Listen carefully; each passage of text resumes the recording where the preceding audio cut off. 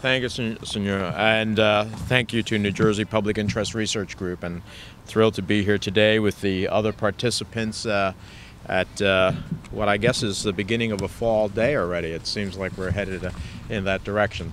Let me say we all love a good farmer's market, and this market in Teaneck is one of the best. Farmers markets are a growing and welcome presence in every community. Buying local is becoming part of our culture, and it's about time. All of you and every local grower in New Jersey work hard to produce the best New Jersey grown products and deserve our full support. Buying and producing locally is not only good for New Jersey's economy, it's part of a greener, cleaner, smarter future. It helps preserve precious open space, it protects our farmlands, it saves energy. So when we come to a farmer's market, we're doing all of that in addition to getting fantastic produce. But today we're here to be sure that we continue to do all we can to protect the interests of small businesses and to protect consumers by keeping our food supply safe and secure. And that means both recognizing the significance of agriculture and family farms in New Jersey, as well as supporting passage of the Food Safety Modernization Act. It's critical that any food safety legislation includes safe and smart reforms that preserve the ability of farms to remain viable. But we're also here today because the New Jersey Public Interest Research Group is once again in the forefront of advocating for the health and safety of all New Jerseyans. Today they're releasing a new study, A Recipe for Disaster, that examines food recalls during the past 13 months. Their study is a stark reminder of the critical importance of giving the Food and Drug Administration all the power, authority, and funding it needs to fully protect America's food supply. The FDA's food safety authorities have not been updated in 70 years, not since 1940. Think about it. In the last 70 years, since 1940, we've gone from a time when everyone bought locally, from farmers, butchers, and bakers in local communities, to a global agricultural marketplace and back again, full circle to farmers markets like this one. In all that time, we haven't made any changes in the Food and Drug Administration's basic mandate and authority.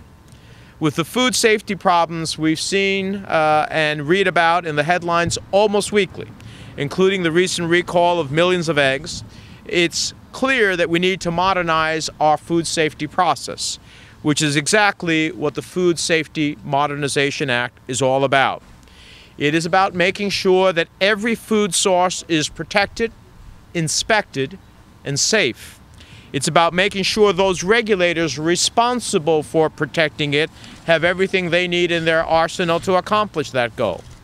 No longer can we allow the FDA to be understaffed or its inspectors underfunded or ill-equipped.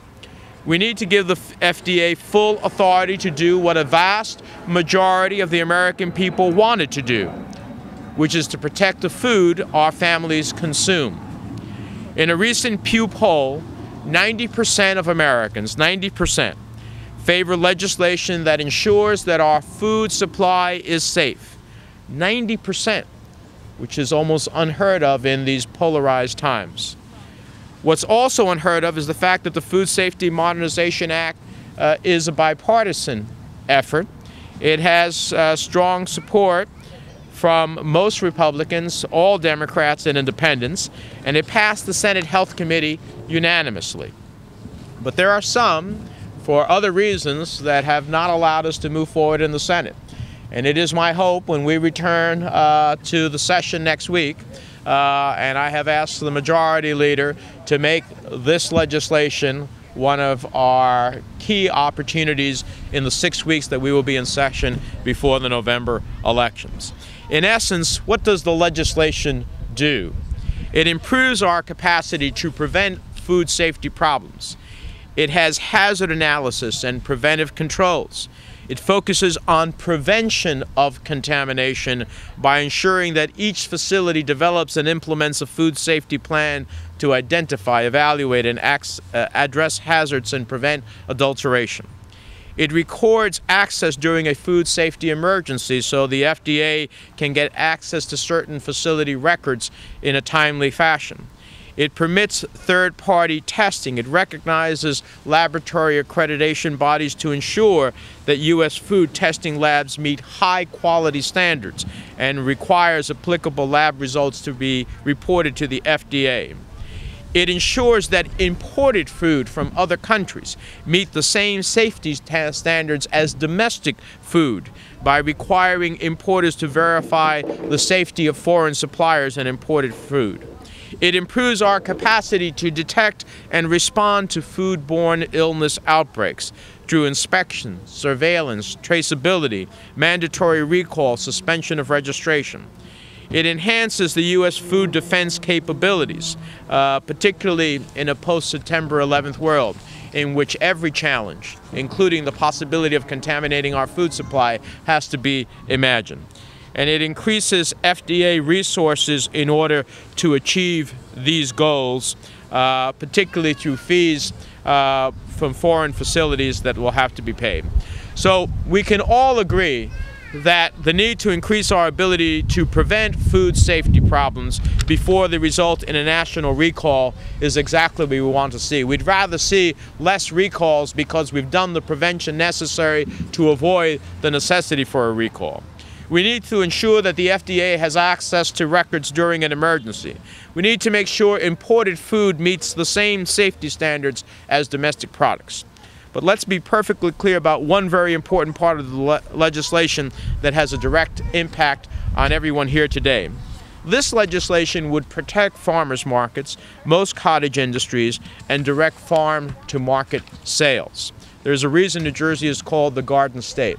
As I travel the state and visit with New Jersey family farmers, often that are multi-generational farmers, and that not only are they creating food supplies for us, but they're also preserving the land and open space and therefore our collective environment.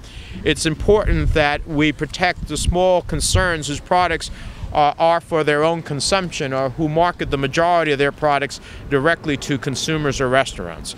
We do that successfully in this legislation as well.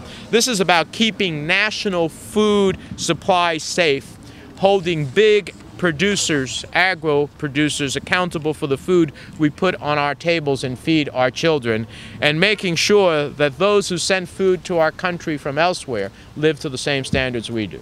If we do all of that, as the House of Representatives has done, we can dramatically improve the food safety supply of our families, and that is the goal I hope to achieve when the Senate goes into session next week.